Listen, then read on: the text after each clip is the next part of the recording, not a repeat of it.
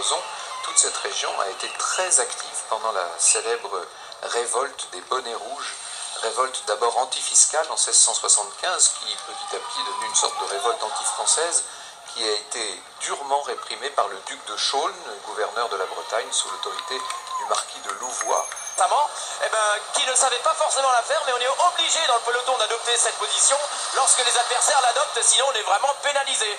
Donc d'où l'idée de l'interdire, parce que c'est pas au bon vouloir de chacun.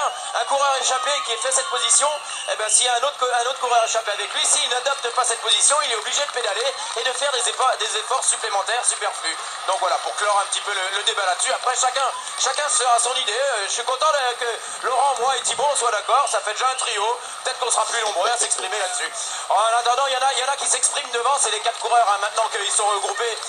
Il y a Calmejane qui appuie sur les pédales, pareil pour Nicolas Hédé, Tom Screen, Sylvain Chavanel, ils roulent bien tous les 4.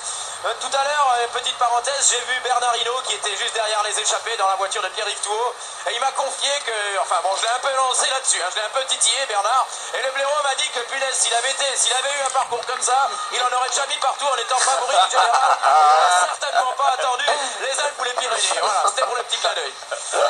C'est pour ça qu'on l'aime d'ailleurs, parce qu'il en mettait partout. Oui. Alors nous on l'aimait bien, c'est vrai, Bernard Hinault, ses adversaires un peu moins quand même, hein, parce que pour mettre la pagaille, ça c'est sûr.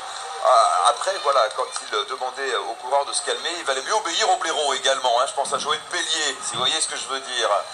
Lorsque c'était repos, c'était repos. Et si on revenait sur la première victoire de Bernard Hinault, tiens, sur le Tour de France en 1978, l'homme des Côtes d'Armor, bien sûr, témoin privilégié de cette étape aujourd'hui, Bernard Hinault, dont on fête le 40e anniversaire de la première victoire dans le Tour de France, 1978. Bernard Hinault, c'était son premier tour également.